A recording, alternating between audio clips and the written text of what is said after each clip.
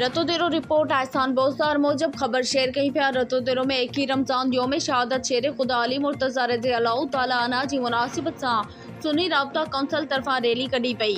फ़कीद अल मिसाल रैली अब्दुल गफ्फार ब्रोई, गुलाम सिद्दीक जान हैदरी, नादिर सिद्दीकी, मुजाहिद ब्रोई, रहमतुल्लाह फारूकी, अब्दुल करीम जिलबाणी जी अगवाणी में मदरसा अली मुर्तज़ा खां निकती, जेका शहर के मुख्तलिफ रस्तन खां थींदी रतोदेरो नेशनल प्रेस क्लब पहुती। उन मौके ते अगवाणन जो चवण हो त अॼु जी रैली फ़कीद अल मिसाल योम शहादत शेर खुदा हज़रत अली अलैहिस्सलाम जी मुनासिबत सां आहे। हुकूमत पाकिस्तान योम शहादत अली मुर्तज़ा जे रिहाड़े ते आम मोकल जो ऐलान करे प्रिंट ऐं इलेक्ट्रॉनिक मीडिया ते हज़रत अली मुर्तज़ा जी शान बाबत प्रोग्राम नशर कराए। शेर खुदा फ़ातिह खैबर अली मुर्तज़ा जे दौर खिलाफत जी ज़िंदगी आहे। उनके मुल्क जी कानून आइन जो हिस्सो बणायो वञे कि मुल्क तरक्की जी राह ते गामज़न थी सघे। जी त सुन्नी राबता कौंसल ज़िले लाणेकाणे जे तरफ़ां ही तहसील रतेदेरे जे अंदर एक अज़ीम शान फ़क़ीदुल मिसाल मदह सैयदना अली उल मुर्तज़ा रज़ियल्लाहु ताला अन्हु जे यौम शहादत जे मुनासिबत सां ही रैली आहे।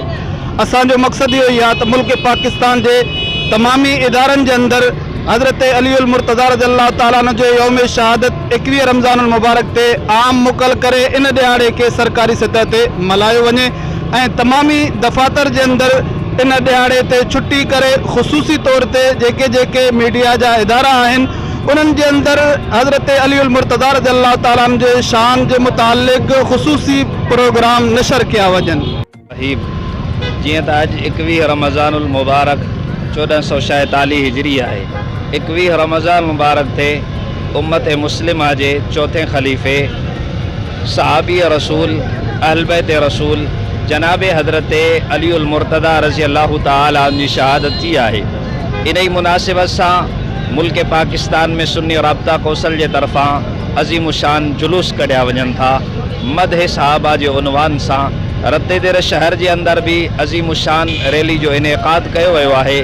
इन रैली जो मकसद इहो आहे त हज़रत अली उल मुर्तज़ा रज़ियल्लाहु ताला अन्हु जी जेका खिलाफत जी ज़िंदगी आहे उन खे पाकिस्तान के कानून ऐं आइन जो हिस्सो बणायो वञे ऐं उन जे मुताबिक़ मुल्क पाकिस्तान के हलायो वञे त इंशाअल्लाह मुल्क पाकिस्तान बहराननि मां निकिरी सघे थो। जीअं त अॼु सुन्नी राबता कौंसल तहसील रतेदेर तरफ़ां ये अज़ीम शान जेका रैली निकितल आहे 21 रमज़ान हज़रत अली रज़ियल्लाहु ताला अन्हु जे यौम शहादत जे निस्बत सां अॼोके रैली जे तवसुत सां मां तव्हांजे मीडिया जे तवसुत सां तमाम अहले इस्लाम जे नौजवाननि खे इहो पैगाम ॾियणु थो चाहियां त हज़रत अलीअ जी सीरत खे सुठे नमूने पढ़ो ऐं इन जे सीरत ते अमल कयो।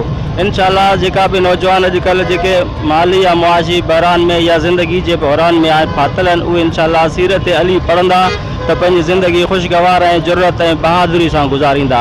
इन ई निस्बत सां मां आला इदारनि खां ख़ुसूसन हुकूमत पाकिस्तान खां इहो मुतालबो करण थो चाहियां त सिर्फ़ु तइलीम इदारनि में छो हर उहे सरकारी इदारनि में हज़रत अलीअ जे यौम शहादत ते मोकल जो ऐलान कयो हुजे।